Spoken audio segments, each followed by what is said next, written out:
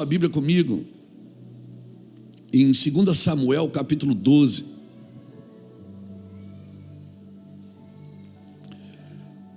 Segunda Samuel capítulo 12.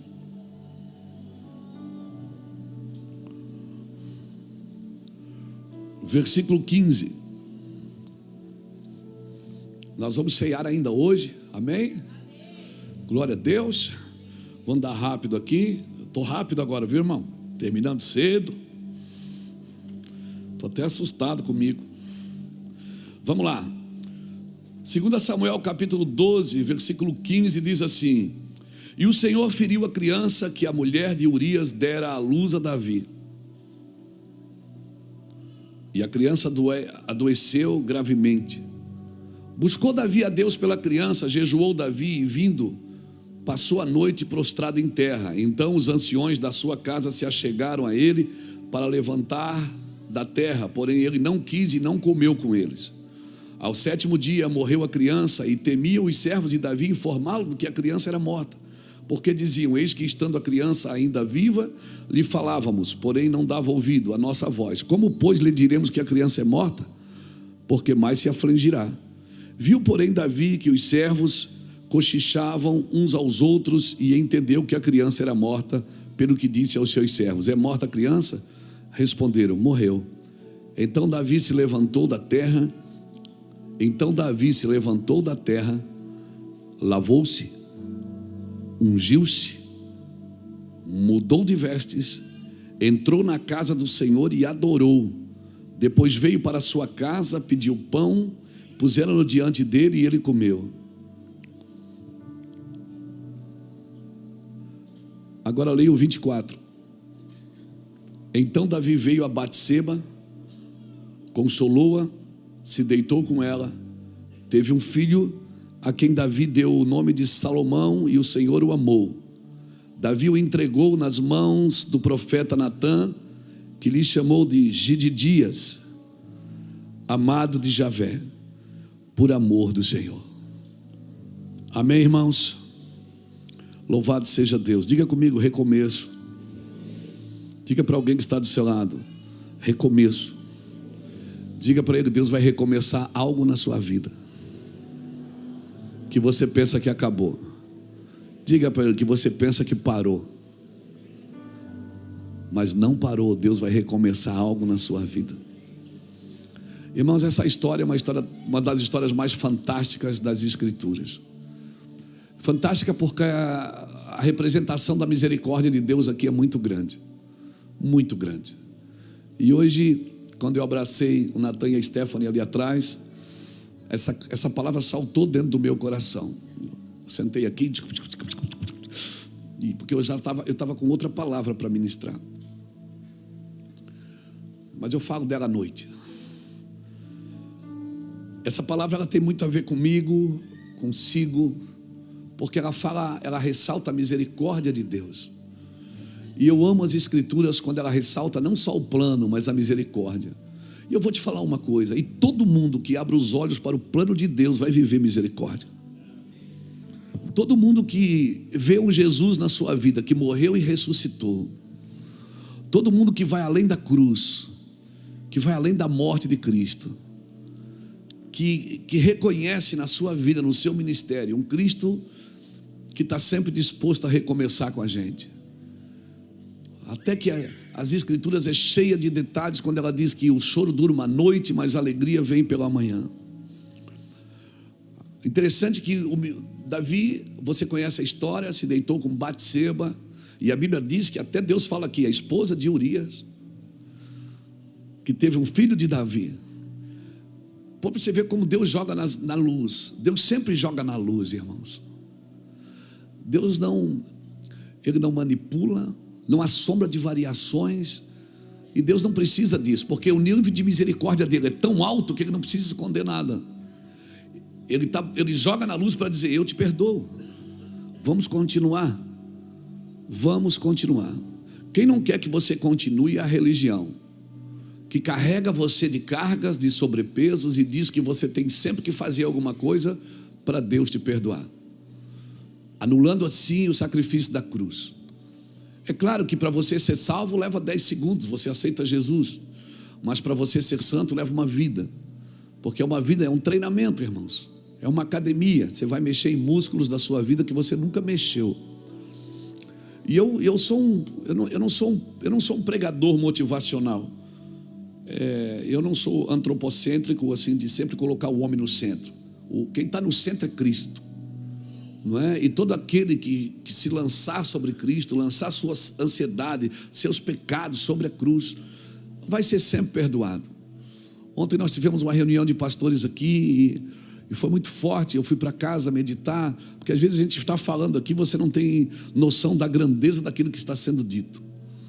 Mas depois, quando você se encontra sozinho, só você e Deus, e a tônica da palavra de ontem foi 4 princípios. Quando um rei chamado Ezequias, ele restaura a casa do Senhor, né? E a Bíblia diz que o que ele faz para restaurar? Primeiro, ele abre a porta. Segundo, ele acende a luz. Terceiro, ele volta a queimar incenso, fala das orações, da adoração. E quarto, ele volta a oferecer o sacrifício. Fala de uma vida sacrificial. A nossa conotação para sacrifício é sofrimento. Quando a gente fala de sacrifício, na hora já vem sofrimento. Sacrifício não é isso, irmãos. Sacrifício não é sofrimento. Sacrifício é você se renunciar coisas porque você encontrou Cristo. Sacrifício é você decidir, cara, eu vou servir a Cristo. Eu vou renunciar a algumas coisas. Tem coisas na sua vida que não são nem pecados, mas você vai dizer, eu não vou fazer, porque eu quero renunciar isso para Cristo. Às vezes a gente até tem uns memes aqui entre nós, os crentes, né? Que a gente diz, cara, estou jejuando, vou parar de tomar Coca-Cola 1 ano. Aí a pessoa diz, isso não é sacrifício. Para quem toma Coca-Cola é. Eu vou ficar sem comer carne 1 ano. Isso não é sacrifício. Para quem gosta de carne é. Porque às vezes sacrifício para você não é o mesmo sacrifício que é para o outro. E a gente acha que sacrifício é algumas coisas que eu faço. Tem algumas coisas que para mim eu tenho que deixar de fazer, você não. Primeiro por causa daquilo que eu represento. Eu sou um pastor. Tem gente me ouvindo, tem gente me seguindo, tem gente admirando, tem gente querendo aquilo. Então eu não posso vacilar, irmão. Não posso ser vacilão. Então eu estou na frente e eu não posso pensar só em mim. Eu tenho que pensar como isso vai reverberar lá na frente, não é? Como isso vai reverberar lá fora. Mas isso é hipocrisia, eu vivo a minha vida, quem quiser vir atrás de mim, vem, eu não estou nem aí. Não, então você não pode ser um servo de Deus. Então você não pode ser um ministro se você não está nem aí. Não? Se você é um nazireu de Deus, tem algumas tarefas que o nazireu tinha que viver que os outros não. Os filhos de Zadok, por exemplo, eles viviam algumas coisas que outros não. E quando Deus aborda Davi, né? Natã entrou no palácio e contou aquela historinha abençoada para Davi. E disse, Davi, tem um homem que tinha várias ovelhinhas e tinha outro homem que só tinha uma ovelhinha. Passou um viajante e eles pegaram a ovelhinha daquele que só tinha um e mataram, rapaz, você acredita? E Davi enfurecido, e Davi se levanta e diz, esse homem tem que morrer. E Natã diz, esse homem és tu. Isso me faz lembrar de uma palavra que Deus disse a Elias: unge a Hazael, rei da Síria, unge Jeú, rei de Israel, e unge Eliseu, profeta, em teu lugar. Quem escapar da espada de Hazael, Jeú matará. Quem escapar da espada de Jeú, Eliseu matará. Deus mandou Elias ungir 2 reis e um profeta. E ele diz, quem escapar da espada do rei, o profeta o matará. Porque da espada de um rei você consegue escapar, mas da espada de um profeta não. Davi conseguiu escapar da espada de Saul, mas não conseguiu escapar da espada de Natã. Porque a palavra, ela é confrontadora. A palavra revela as nossas mazelas. Então você conhece a história, eu não vou gastar tempo com isso, até porque a gente vai cear também, mas eu queria focar nessa misericórdia de Deus sobre a vida de Davi. Porque o que acontece? Acontece às vezes que Deus pode te perdoar, teu cônjuge pode te perdoar, teus filhos podem te perdoar, Os seus amigos podem te perdoar, mas você mesmo não se perdoa. Você não se acha mais digno de nada. E é bem provável que, se você não se acha digno para voltar, para sentar na mesa de novo, para fazer tudo de novo, talvez você servia a Deus antes, não pela misericórdia ou pela graça, servia pelos seus feitos. E como você percebeu que os seus feitos agora não são mais vistos, aí você fica, puxa, eu não posso voltar. Cutuca alguém e diga, você pode sim. Você pode voltar sim. Essa mesa foi feita para você voltar, não foi feita para você sair.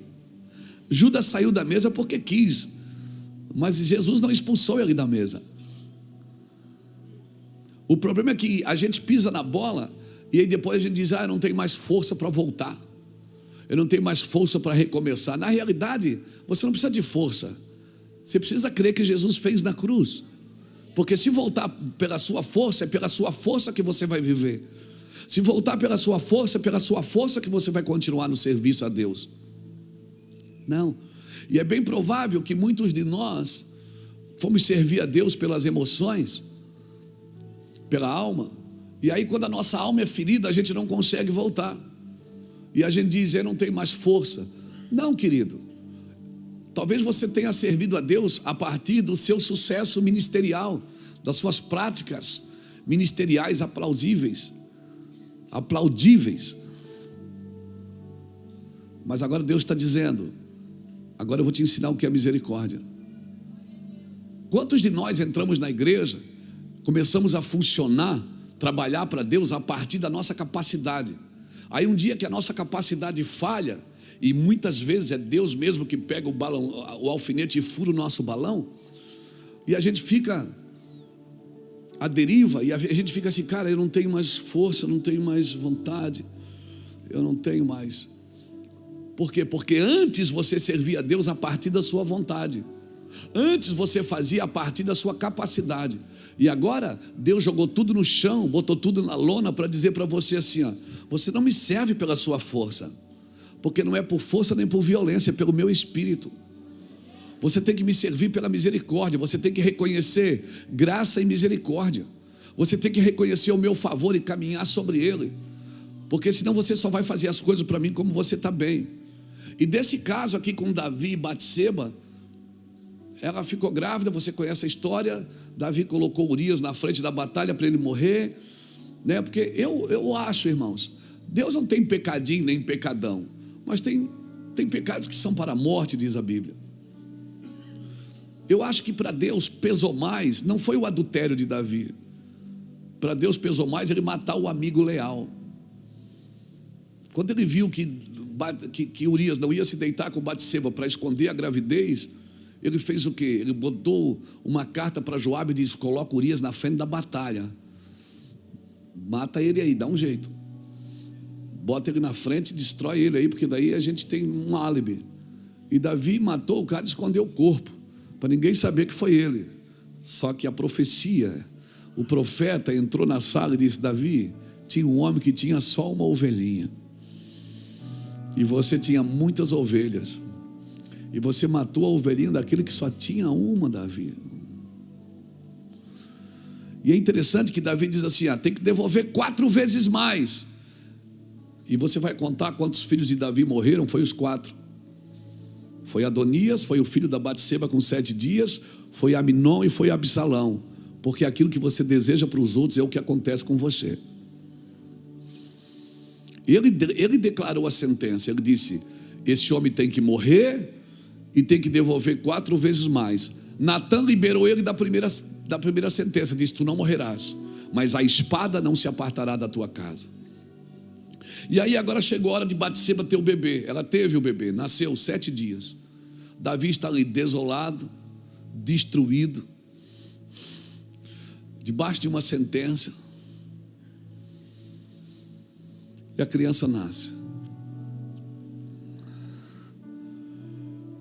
E Davi vai orar, e por 7 dias ele fica jejuando e orando. A criança nasce doente, cheia de problema, e por 7 dias ele fica jejuando e orando, jogado no chão, sem comer, irmãos, sem tomar banho, sem trocar de roupa, sem nada. Eu estou falando de um rei, eu não estou falando de uma pessoa normal, é um rei. E aí o pessoal dizia: Davi, come. Não vou comer, eu estou jejuando, Deus vai dar vitória, Deus vai dar vitória. E Deus não dá a vitória, irmão, porque tinha uma palavra: a criança que Batseba está esperando vai morrer. Deus não dá a vitória. E coisa ruim, não tem coisa pior do que você esperar uma coisa que você tem tanta convicção que pode acontecer e não acontece. E aí Davi está lá e a criança morre. A criança morre, aí o pessoal fica com dificuldade para vir falar para Davi. Você sabe por quê? Até ele disse que ele estava, enquanto a criança estava viva, ele não nos ouvia. Agora mesmo que ele vai entrar em pânico. Davi viu eles cochichar, pensou: a criança morreu. Ele pergunta: a criança morreu? Sim, a criança morreu. Aqui que está. Como você reage quando Deus diz não? Como você reage quando Deus diz não? Agora não. Olha o que Davi fez, irmãos. Para mim, esse processo aqui é o processo de uma pessoa que, mesmo sabendo que pisou na bola, mesmo sabendo que fez errado, ainda resolve deixar tudo na mão de Deus e Deus fazer como Deus quer. Primeira coisa, Davi se levantou. Talvez esse é o primeiro ato que nós temos que ter diante do não de Deus. Porque se você quer treinar um filho, criar um filho, fazer dele um soldado, você vai ter que dizer muitos nãos. Na realidade, 613 mais ou menos leis do Senhor estão escritas nas Escrituras, e 365 é não. 218, 28, 38, sei lá, faz a conta aí. É Deus dizendo sim. Ou seja, 365 dias do ano tem um não para cada dia. Então, se você quer treinar alguém, tornar ela madura, você vai ter que dizer muito não. E Deus, quando diz não, não é exatamente o que Ele quer dizer. Quando Deus diz não, Ele espera que você entre, não que você fuja. E Deus disse não para Davi, e Davi não se desesperou. A Bíblia diz que ele enxugou suas lágrimas e ele se levantou. Irmão, sai desse lugar. Você precisa se levantar do não de Deus. Você precisa se levantar quando você fez tudo e preparou tudo e não deu certo. Você precisa se levantar quando você tinha um plano, uma ação, você tinha um projeto e Deus diz não. Então você faz o quê? Davi fez o quê? Se levantou, irmão. Se levantou. Ele não ficou prostrado. E até os soldados vieram questionar: mas peraí, a criança estava viva, você estava ali orando, jejuando sem comer, e agora a criança está morta? Ou melhor, e você levantou, agora que era para você estar desesperado. Não, esse é o padrão normal da vida. O padrão normal, onde Deus governa, a morte não é o fim. O padrão de Deus, o padrão normal para quem vive na eternidade, o término não é aqui, não é agora. Terminar não significa que acabou. Morrer não significa que acabou. O não de Deus não significa que acabou, porque o padrão de Deus é eterno. Talvez o que eu faço agora tu não entendes, mas tu vai entender depois. Talvez você está esperando uma resposta que não veio, uma ideia que não veio, um recurso que não veio, um casamento que não deu certo, um filho que não deu certo, um ministério que até agora não fluiu, e você está dizendo: eu acho que é isso. Por favor, não tome decisões, espera Deus fazer, espera Deus fazer.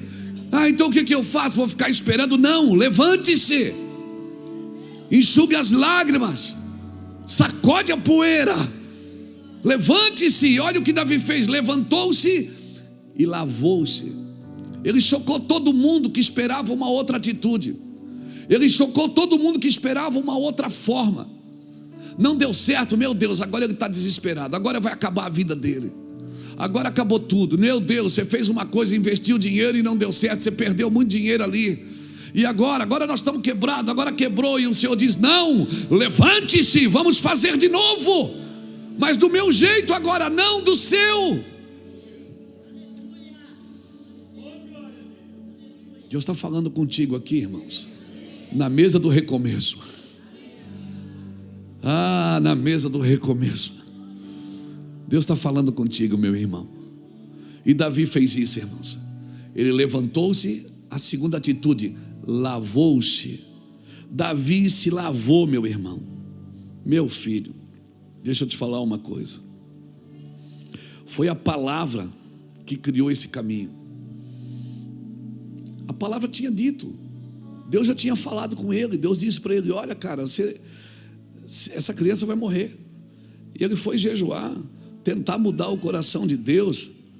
Meu irmão, você pode mudar o coração de Deus quando você está no crédito, não quando você está no débito. Você consegue mudar, mover o coração de Deus no crédito, no débito não. Por quê, pastor? Porque Deus está te ensinando algo. Mas eu não fiz nada de errado. Você não precisa fazer nada de errado para Deus querer te ensinar algo. Não precisa. Então ele levantou-se, lavou-se. E a Bíblia diz que nós somos lavados pela sua palavra. Tomou um banho de escritura, tomou um banho de Bíblia. Ele levantou-se, lavou-se. E olha o que ele fez: ungiu-se. Ele voltou a ser alguém separado. Ungir é atar, é separar de, separar para. Ele se ungiu. Meu Deus, irmão, imagina o cara só assim, ó. Não deu certo, pisei na bola, fiz caca, nem a minha oração o Senhor ouviu. Mas ó,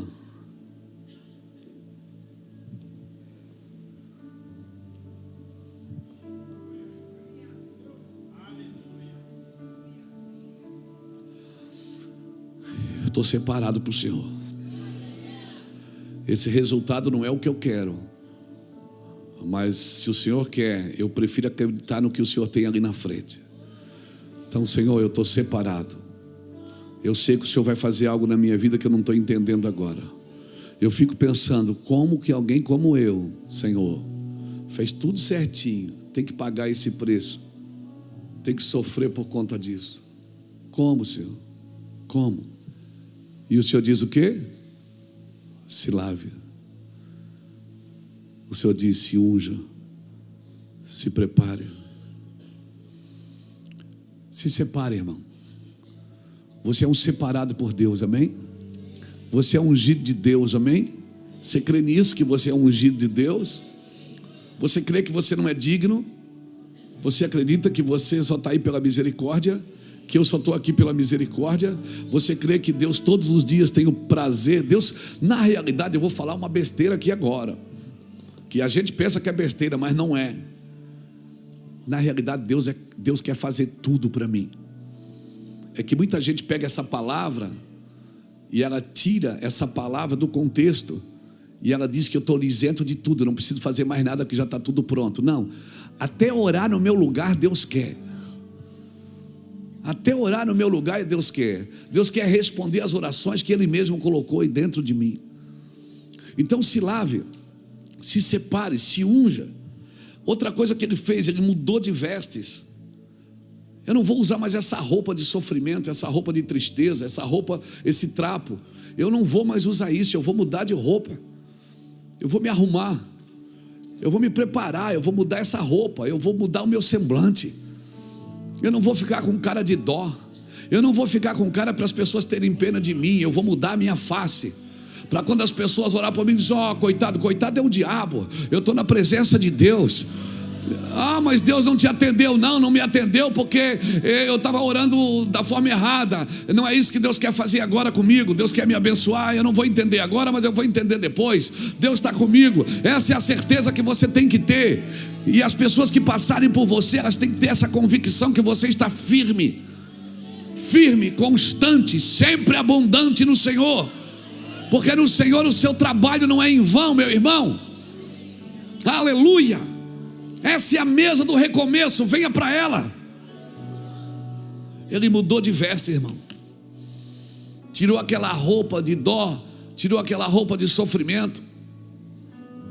Tem gente que vai contar a sua vida para os outros, só fala das suas derrotas, para as pessoas ficarem com pena dela, vitimizando as ações de Deus. Irmãos, Deus não se relaciona com a sua dor, Deus não se relaciona com a sua carência. Ele falou para aquele homem no tanque de Betesda. Jesus parou, João capítulo 5, e disse: queres ser curado? O homem disse: ninguém me leva, não tem ninguém para me levar na piscina. Jesus não perguntou se ele tinha alguém por ele. Ah, Senhor, eu sou solitário, eu sou sozinho. Se eu e você tem a mim, eu e você somos a maioria. Não importa quantas pessoas te abandonaram, te deixaram, te largaram, te intimidaram, te abusaram, eu estou aqui, diz o Senhor. Você está focado na derrota, quando você deveria estar focado em mim. Eu vou tirar você desse lugar. Mas nós focamos na derrota, porque nós queremos que as pessoas aplaudem as nossas dores. Eu não me relaciono com a sua carência, eu não tenho pena de você, diz o Senhor. Eu não tenho pena. Mas ninguém me leva para a água. Ei, cara, eu não estou perguntando se você tem alguém para levar você para a água. Eu estou perguntando se você quer ser curado. Ah, mas quando eu vou, alguém vai na minha frente, a culpa é de alguém. Para de transferir. Tem gente que não quer sair desse lugar, irmãos. Ele não quer sair desse lugar porque ele não quer. Sabe, há uns anos atrás eu pregava e dizia: Deus, por que eu tive que viver tudo aquilo para hoje, né? As pessoas reconhecerem a gente como homem de Deus, como homem. Por que, Senhor? O Senhor disse: Luiz, hoje eu esfrego você na cara do diabo. Disse: você destruiu, mas eu levantei. Eu levantei. Um dia eu estava pregando lá em Porto Alegre. Foi em 2006, 2007, 2008, por ali. Um homem chamado Marcelo Jamal, um amigo. Eu estava pregando e ele não sabia o que eu tinha orado no hotel naquele dia. Ele disse: Luiz, Deus me mostra que você não vai mais ser reconhecido por aquilo que você foi. Porque, irmãos, quando eu ia pregar, eu era evangelista, eu ia pregar nas igrejas, estava lá escrito na faixa: ex-viciado, ex-traficante, ex não sei o que. Eu digo: meu Deus, tudo ex. Sabe, porque parecia que tinha que falar o que eu fiz de errado para poder encher a igreja. Luiz Hermínio, ex-bandido, ex não sei o que. Eu olhava aquelas faixas escritas a pincel, lembra? Lembra as faixas? E eu dizia: meu Deus, por que eu tenho que ser ex tudo? Quem aqui é ex? Todo mundo é ex. Você tem cara de ex, irmão. Mas você não vai ser reconhecido pelo que você foi, pelo que você fez. Você vai ser reconhecido por aquilo que Jesus fez na cruz e você abraçou. Você teve fé. Esse homem tem fé porque ele era assim, mas um dia ele olhou para Jesus e Jesus mudou a vida dele e mudou a vida dela. Então a Marcelo Jamal disse: Luiz, você não vai mais ser reconhecido pelo que você fez, você vai ser reconhecido por aquilo que Jesus fez por você. Irmãos, e foi uma virada de chave. Hoje as pessoas, quando tem lugares que eu falo, tem países que eu falo que eu nunca fui, as pessoas ficam assustadas. Meu Deus, como um homem desse pode ter sido aquilo? Que distância, glória a Deus, ficou lá para trás, não tem nem, quebrei os retrovisor. Porque avião não tem retrovisor. Avião não olha para trás. Primeiro ele anda, depois ele corre, depois ele voa. E depois que ele voa, ele recolhe as rodas, porque ele não volta mais. Ele não volta mais ali. Se ele tiver que voltar, ele vai ter que fazer uma volta. Recolhe essas rodas, querido. Quebra esse retrovisor, para de olhar para trás. Aleluia. Aleluia. Levanta-se. Ele levantou, ele se lavou, ele se ungiu, ele mudou de roupa. E ele fez o quê? Entrou na casa do Senhor e foi adorar. Ele disse: sabe de uma coisa, eu vou adorar. Obrigado, Jesus. Estou com raiva, viu? Estou com raiva. Eu queria aquilo, o Senhor não me deu, mas... Amém, amém. Aí o Senhor diz carinhosamente: o que eu faço agora tu não entendes, mas tu entenderás depois. Eu vou fazer coisas grandes e ocultas que tu ainda não sabes. Ele entrou na casa. Imagina, o cara matou o filho dele. Ele não foi nem ver a criança, ele não foi nem no velório, ele foi na casa do Senhor adorar.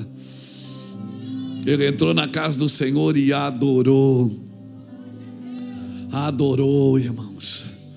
Mudou de roupa, se ungiu, se lavou, levantou daquele karma e foi adorar o Senhor. E não foi adorar, oh Deus, não. Ele falou, Deus, tu me sondas e me conheces. Tu sabes quando me deito e quando me levanto. Ainda a palavra não chegou na minha boca, tu já sabes o que eu vou dizer. Oh Deus, tu me conheces desde o ventre da minha mãe. Tu sabes quem eu sou. Oh meu Deus, esse Deus está aqui, irmãos, em nome de Jesus. Ele adorou o Senhor, ele voltou para a adoração, ele voltou para o altar. Ele não sabia se Deus tinha perdoado ele ou não. Ele não sabia se o que ia vir ali pela frente, se ele ia perder o reino ou não. Ele não sabia se as coisas iam dar certo ou não, se alguém ia convidar ele para pregar de novo, se alguém ia convidar ele para plantar uma igreja, ele não sabia de nada, se ele ia dar certo. Ele voltou a adorar. Entrou na sua casa, comeu e bebeu. E a Bíblia diz que ele deitou com Betseba de novo. Ele deitou com Betseba, gerou um filho, e Deus o amou. Como um Deus que matou um filho por causa de um pecado, amou o outro no mesmo ventre, no mesmo leito. Sabe o que eu aprendo aqui? Que Deus quer que você comece de novo. Que Deus quer te abençoar e diz assim, eu quero te abençoar, mas você tem que começar de novo. Você fica aí lambendo feridas, chorando, contabilizando por que não está dando certo. Deve ser por causa disso, deve ser por causa daquilo. Ei, para de contar derrota. Para de contabilizar derrota. Aleluia. Deve ser maldição dos pais, deve ser isso, deve ser porque meu pai bebia, deve ser porque minha mãe se prostituía, deve ser... Ah, meu Deus! Parece que o diabo tem mais glória do que Deus. Deus está dizendo, você não vale nada, mas eu gosto de você. Você não presta não, viu? Mas eu amo você e eu quero começar de novo. Eu tenho um G de dias. Você vai gerar de novo. Cutuca alguém que está do seu lado, diga, você vai gerar de novo. E aquilo que já morreu nos seus braços, diga, aquilo que já morreu nos seus braços, alguma coisa que você gerou e não deu certo, Deus vai dizendo, agora vai gerar e eu vou amar, porque é eu que vou colocar aí no ventre. Você gerou do seu jeito, agora você vai gerar do meu jeito. Levanta essa mão e dá um glória de crente, irmão.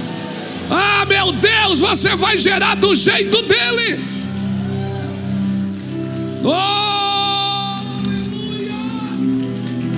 Faz outra vez, faz outra vez, Senhor. Oh, faz outra vez, faz outra vez, Senhor.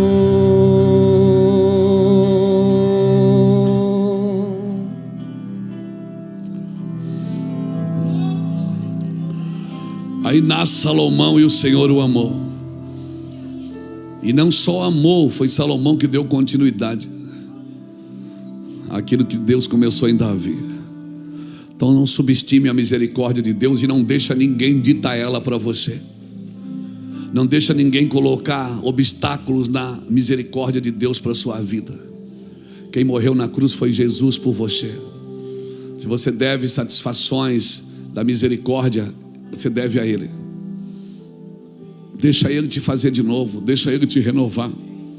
Não fique de fora dessa mesa porque você pisou na bola. Não fique de fora. Se levanta. Se lave, se unja, coma de novo, se alimente, volte a adorar o Senhor. Amém? Volte para a intimidade, porque o que você vai gerar de novo, Deus vai aplaudir. Deus tem uma graça de transformar as nossas trevas em luz, porque as trevas e a luz para Ele são a mesma coisa. Eu quero orar por você e a gente vai ceiar, e eu quero pedir que você não fique de fora da ceia, irmãos. Não fique de fora. O pão e o vinho representam um recomeço, a nova aliança. Nós temos que estar de olho naquilo que está nascendo, não naquilo que está morrendo. Tira os olhos daquilo que morreu e bote os olhos naquilo que está nascendo. Diga para a pessoa que está do seu lado: você é templo do Espírito, não prisão. Você é um templo do Espírito, não é uma prisão do Espírito. Amém? Ah, pastor, mas o meu passado, deixa eu te falar, as lições do passado são para refletir, não para repetir. Reflete, mas não repete. Não repete, irmãos. Não faz de novo do mesmo jeito. Amém, irmãos? Amém? Faz de novo do jeito de Deus. Faz de novo. Faz o que é para você fazer. Mas o que é que eu faço? Está aqui, estou lendo. Levante-se. Se lave, tome um banho de Bíblia.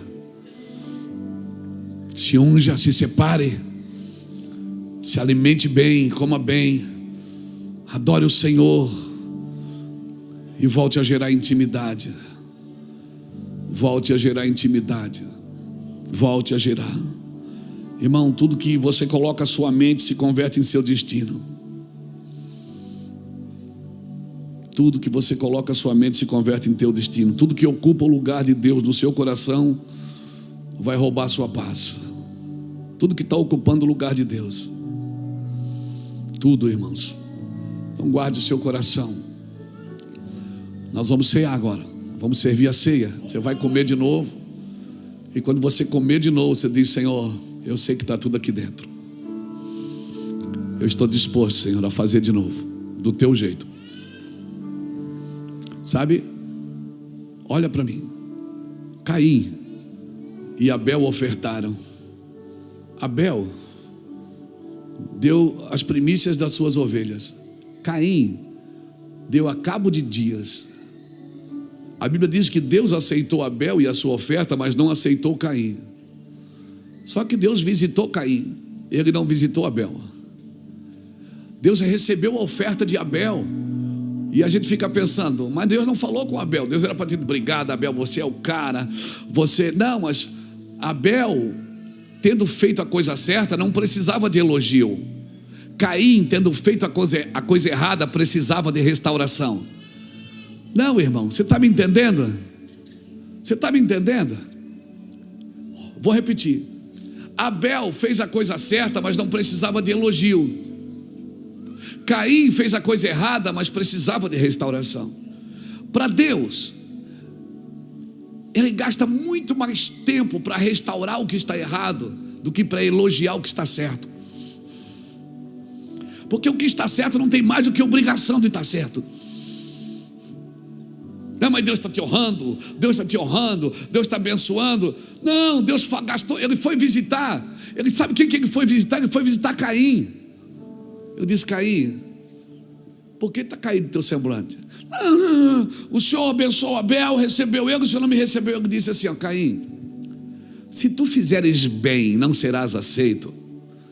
Mas se tu fizeres mal, o pecado jaz à tua porta, e sobre ele tu vais ter que trabalhar para dominar. Sabe o que Deus estava dizendo para Caim? Caim, por que você não faz de novo? Eu recebo de novo. Faz o seguinte: espera, vamos plantar de novo. Se Caim se jogasse no chão e dissesse: Senhor, me perdoa, na próxima colheita, Senhor, eu vou fazer melhor. Senhor, eu vou fazer melhor na próxima colheita. Eu vou dar o bom e o melhor. Você está me entendendo?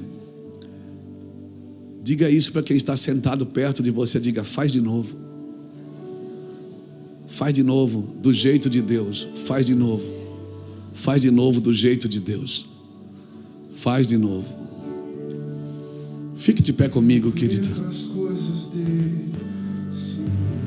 Eu só quero orar por você. Fique de pé. Levante suas mãos.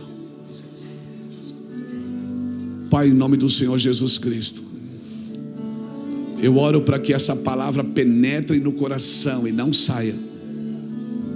Que essa palavra hoje incomode o meu irmão, incomode quem está assistindo pela internet, incomode. Que a gente tenha consciência de continuidade, de fazer de novo do jeito certo, do melhor, da melhor forma. Eu oro, Senhor Deus, para que não haja desistente em nosso meio, mas que haja resiliente, perseverante, homens e mulheres que queiram mais do que ficar chorando, lamentando as coisas que não deram certo. Eu quero declarar, Senhor, em nome de Jesus Cristo, que, meu Pai querido, em nome de Jesus, que essa pessoa vai levantar daqui hoje, vai sair dessa reunião hoje que nem um leão que estava enjaulado e foi livre, Senhor. Um leão que vai achar a sua presa, que vai rugir, Senhor. Quero declarar em nome de Jesus. Amém. G de Dias está chegando, irmãos. G de Dias está chegando. E eu sempre digo e vou dizer de novo: a glória da segunda casa, ela é maior do que a primeira. Faz de novo, irmãos. Gera de novo.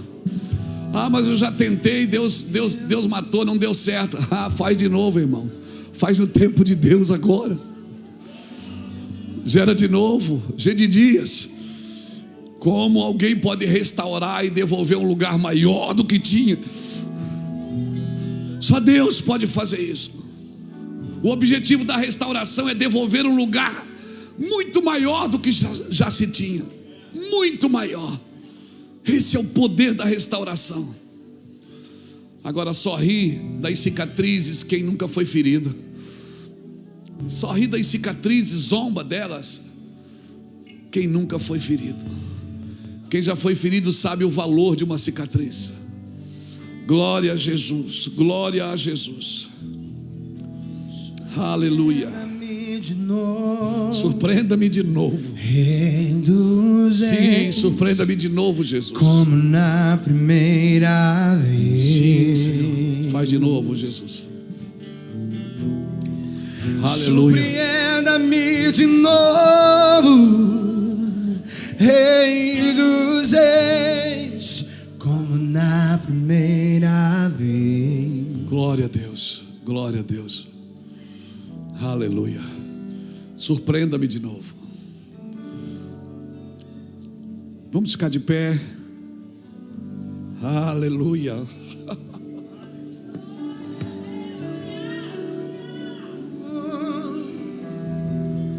Surpreenda-me de novo, Rei dos Reis, como na primeira vez.